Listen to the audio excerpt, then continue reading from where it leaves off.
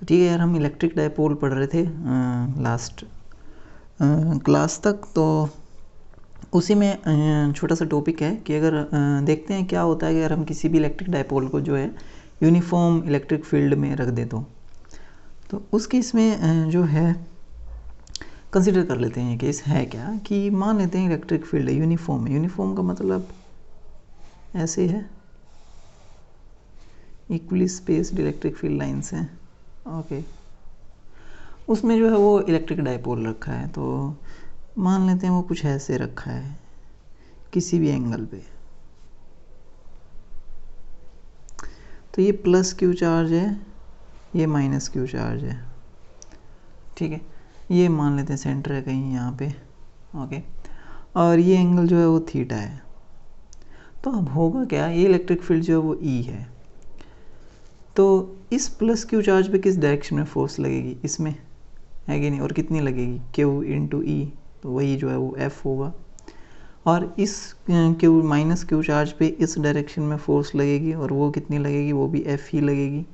तो अगर देखा जाए नेट फोर्स कितना है, तो अगर एफ नेट की बात की जाए तो डायपोल पे एफ नेट क्या होगा, एफ नेट जो है वो ज़ीरो है कि नहीं। तो इतना ही फोर्स इस डायरेक्शन में है, इतना ही फोर्स इस डायरेक्शन में है। अब इस पे देख लेते हैं क्या इस पे टॉर्क भी ज़ीरो। क्या करेगा, ये रोटेट कर जाएगा ना यार, तो अपने सेंटर के अबाउट जो है वो रोटेट कर जाएगा। तो ये साइड ए है, ये साइड ए है, टोटल 2a है दोनों चार्जेस के बीच में। तो उस केस में देख लेते हैं कि टॉर्क कितनी होगी इस पे। ठीक है, तो अगर टॉर्क मेज़र करें पहले इस फोर्स की वजह से किस पॉइंट के, इस ओ पॉइंट के अबाउट है कि नहीं, तो ये मिडल पॉइंट है। ठीक है, ऐसा नहीं है यहाँ पे कोई चार्ज रखा है।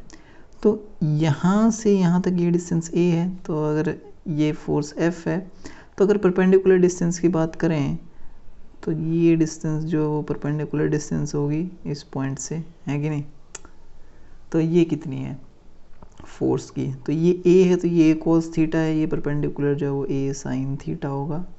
तो उस केस में टॉर्क इसकी वजह से भी देख लेते हैं, ये टॉर्क अंदर है या बाहर है। तो R उस क्रॉस में F उसमें, तो R क्रॉस F करोगे तो जो है वो इनवर्ड आएगा। तो फोर्स टॉर्क जो है वो इनवर्ड है, या कह सकते हो इसको क्लॉकवाइज मूव करने की जो है कोशिश कर रही है।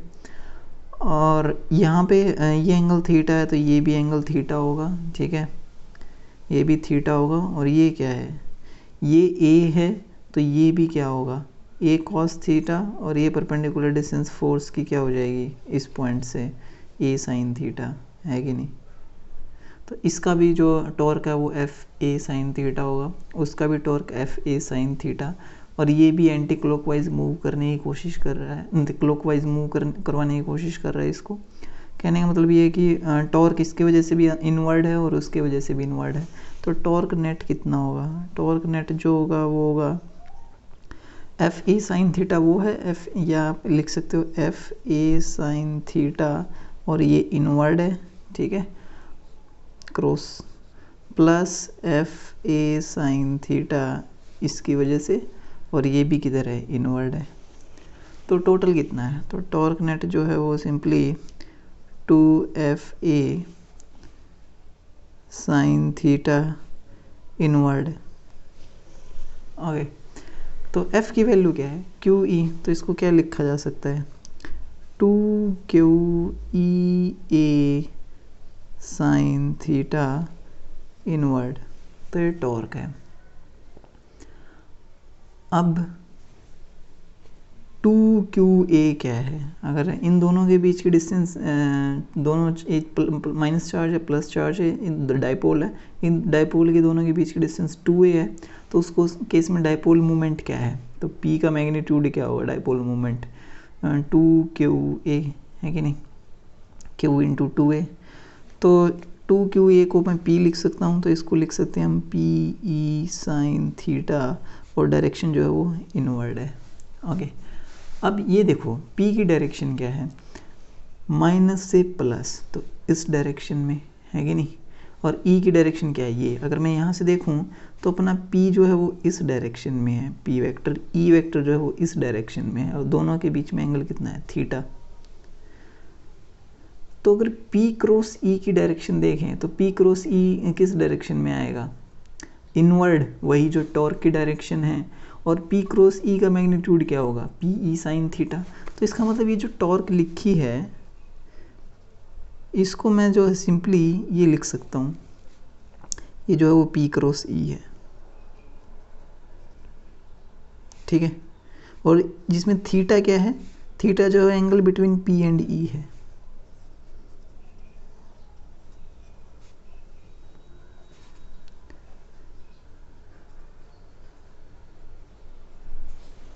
ठीक है, तो ये जो है इतनी जो है टॉर्क महसूस करेगा अगर डाइपोल जो है वो यूनिफॉर्म इलेक्ट्रिक फील्ड में रखा है तो, ठीक है। और क्या क्या है इसमें, अब मान लेते हैं कि ये एंगल स्मॉल थीटा है। हमने क्या किया, जस्ट फॉर एग्जांपल अगर यूनिफॉर्म इलेक्ट्रिक फील्ड ऐसे है, ओके, और इसमें हमने डाइपोल को ऐसे रख दिया, ये माइनस क्यू, ये प्लस क्यू, ठीक है, इन दोनों के बीच डिस्टेंस 2a। तो ये E है, तो इस पे फोर्स किधर लगेगा, इधर F, और F जो क्यू ई के इक्वल होगा, और इस माइनस चार्ज पे फोर्स इस डायरेक्शन में लगेगा, और ये भी फोर्स F है। तो अब जो है वो नेट फोर्स भी ज़ीरो और नेट टॉर्क भी ज़ीरो है, तो ये जो है वो इक्विलिब्रियम पोजीशन है, ठीक है। लेकिन ये इक्विलिब्रियम पोजीशन जो है वो वैसे भी अचीव की जा सकती है, कैसे, मान लें जो है इधर प्लस क्यू होता और इधर माइनस क्यू होता, तो अब माइनस क्यू पे इधर फोर्स लगता F और प्लस क्यू पे इधर फोर्स लगता F, लेकिन इन दोनों के बीच की डिस्टेंस तो फिक्स है, बाय मींस कोई बॉन्ड वगैरह है या कुछ भी है, तो वो चेंज नहीं हो सकता। तो ये दोनों एक दूसरे की तरफ, ये लेंथ इनकी डिक्रीज नहीं हो सकती, मूव नहीं कर सकते, ठीक है। तो उस केस में अगर इस सिस्टम पे देखें तो नेट टॉर्क भी ज़ीरो रहेगा अभी भी, और नेट फोर्स भी ज़ीरो है, लेकिन ये भी इक्विलिब्रियम है, ये भी इक्विलिब्रियम है। तो एक स्टेबल इक्विलिब्रियम है, एक अनस्टेबल इक्विलिब्रियम है, ठीक है। मान लो अगर मैं इसको थोड़ा सा रोटेट कर देता हूँ, कि इसको ऊपर वाले को देख लेते हैं, ऊपर वाले को अगर मैं थोड़ा सा रोटेट कर देता हूँ, मतलब जो पोजीशन है वो ये हो गई, थोड़ा सा रोटेट कर दिया, ठीक है। तो ये प्लस क्यू इधर चला गया, तो प्लस क्यू पे अब इधर ही फोर्स लगेगा, है कि नहीं, और माइनस क्यू पे भी तो इधर ही लगेगा। तो उस केस में मैंने इसको कैसे रोटेट किया, एंटी क्लॉकवाइज, और अब टॉर्क इसको कैसे रोटेट करना चाहती है, क्लॉकवाइज, है कि नहीं। तो ये अपनी इक्विलिब्रियम पोजीशन पे दोबारा आना चाहता है, तो इसका मतलब ये वाला जो है वो स्टेबल इक्विलिब्रियम है, ठीक है। यहाँ पे क्या होगा, अगर मान लो मैं इसको रोटेट कर दूँ थोड़ा सा, तो अगर मैं इसको थोड़ा सा रोटेट कर दूँ, मान लो अपनी जो है इस पोजीशन से ये थोड़ा सा ऐसे रोटेट हो गया, ठीक है। तो माइनस क्यू पे चार्ज फोर्स इधर लगेगा, प्लस क्यू पे फोर्स इधर लगेगा, ये प्लस क्यू है, ये माइनस क्यू है। तो उस केस में अब जो है ये रोड जो मैंने ऐसे थी उसको थोड़ा सा टिल्ट किया, अब ये पूरी रोटेट हो जाएगी, है कि नहीं, क्योंकि मैंने इसको किधर रोटेट किया, एंटी क्लॉकवाइज, और टॉर्क भी कैसे रोटेट करना चाहती है इसको, एंटी क्लॉकवाइज, ठीक है। तो ये वापस अपनी इक्विलिब्रियम पोजीशन पे नहीं आएगा, तो ये वाला इक्विलिब्रियम जो था वो अनस्टेबल था, ठीक है।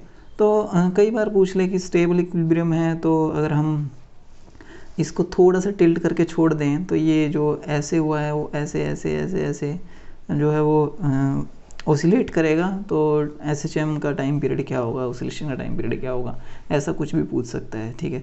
तो उस केस में क्या होता है कि हम क्या करते हैं, जब एंगुलर SHM करते हैं हम,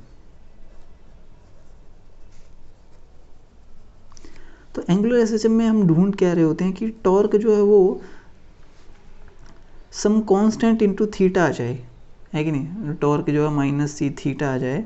तो उस केस में टॉर्क को हम क्या लिख सकते हैं, आई अल्फ़ा, और वो minus some C into theta हो जाएगा, और अल्फ़ा जो है वो minus C by I into theta. तो जैसे A equal to minus omega square theta होता है, जैसे लीनियर SHM में क्या होता है कि acceleration equal to minus omega square theta, ये इक्वेशन ऑफ SHM होती है। तो वो माइनस ओमेगा स्क्वायर एक्स, ठीक है, एंगुलर में थीटा होता है, तो A equal to minus omega square X.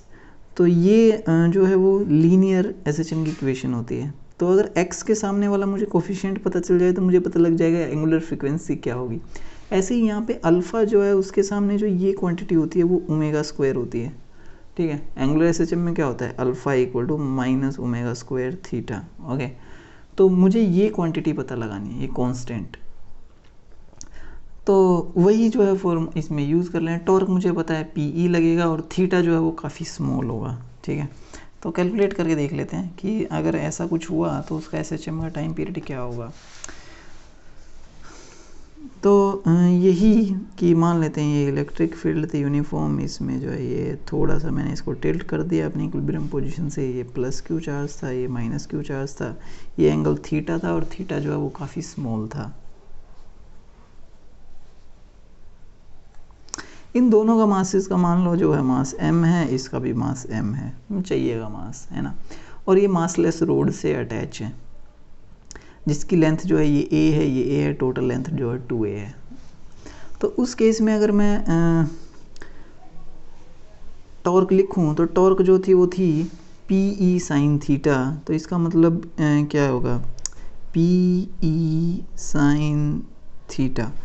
तो थीटा काफ़ी स्मॉल है तो sine theta nearly equal to theta हो जाएगा। और टॉर्क जो है वो जब हमने रोटेट थीटा ऐसे किया एंटी क्लॉकवाइज, तो टॉर्क जो है वो क्लॉकवाइज इसको रोटेट करना चाहती है, तो इसका मतलब टॉर्क की डायरेक्शन जो अपोजिट है किसके, थीटा के।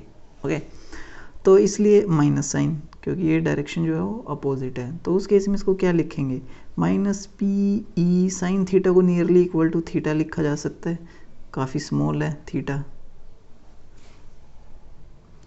तो ये हो गया माइनस पी ई थीटा। और टॉर्क को क्या लिख सकते हैं, आई इंटू एल्फा, और वो क्या माइनस पी ई थीटा। तो आई क्या, मोमेंट ऑफ इनर्शिया किसके अबाउट, इस मिडल पॉइंट के अबाउट जिसके अबाउट रोटेट कर रही है, रोटेट कर रहा है डाइपोल। तो इस पार्टिकल का moment of inertia M A square, mass M है, डिस्टेंस ए है, ऐसे ही इसका जो moment of inertia M A square, तो 2ma square total moment of inertia हो जाएगा। तो क्या लिखोगे, 2ma square alpha equal to P की वैल्यू लिख लो minus Q two A E sine theta. तो यहाँ से जो है अल्फ़ा की वैल्यू आ जाएगी और वो आ जाएगी minus Q E sine theta है, तो हो गया थीटा है। ठीक है, थीटा हमने अप्रोक्सीमेशन ले लिया, तो ये हो जाएगा Q E divided by M A theta. Okay, तो ये जो है वो ओमेगा स्क्वायर हो जाएगा, ये क्वांटिटी जो है जो थीटा का कोफिशिएंट है, तो ये जो है वो ओमेगा स्क्वायर है। तो यहाँ से ओमेगा हमें पता लग गया, ओमेगा क्या हो जाएगा, under root Q E by M A. और ओमेगा पता चल गया तो टाइम पीरियड पता चल जाएगा, टाइम पीरियड क्या होगा 2 पाई बाय ओमेगा, तो ये हो जाएगा 2 pi root M A by Q E. ठीक है, तो ये टाइम पीरियड ऑफ ऑसिलेशन होगा अगर उसमें जो है यूनिफॉर्म इलेक्ट्रिक फील्ड में ऑसिलेट करवाएं तो डायपोल को। ऐसे ही कई बार पोटेंशियल एनर्जी की बात आ जाती है, तो जब हमने पढ़ लिया था स्टेबल इक्विलिब्रियम, अनस्टेबल इक्विलिब्रियम है, तो ऑब्वियस सी बात है कहीं ना कहीं पोटेंशियल एनर्जी से भी रिलेटेड होता है। तो है क्या कि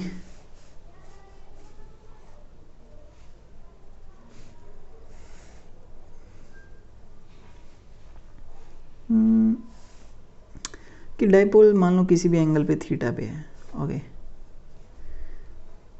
तो इधर जो है ये प्लस चार्ज है, इधर माइनस चार्ज है, तो इस पे इधर फोर्स लग रहा है और इधर भी फोर्स लग रहा है, मतलब अब रिलीज़ करते हैं तो इसमें रोटेट करने की जो है वो टेंडेंसी है, तो इसमें पोटेंशियल एनर्जी स्टोर है। तो मुझे फाइंड आउट करना है कि इसकी पोटेंशियल एनर्जी क्या होगी।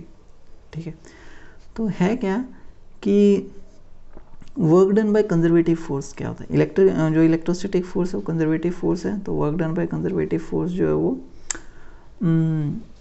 Negative change in potential energy होता है। तो हमने कहाँ से कहाँ किया कि पहले ये इक्विलिब्रियम पोजीशन में था, मतलब इस पोजीशन पे था जब थीटा जो है 0 था। ओके, इस पोजीशन पे था, तो यहाँ से हमने इसको रोटेट कर दिया एंटी क्लॉकवाइज डायरेक्शन में।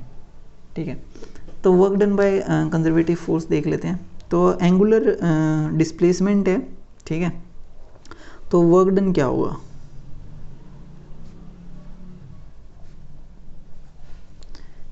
इलेक्ट्रिक बाय इलेक्ट्रिक फोर्स है कि नहीं।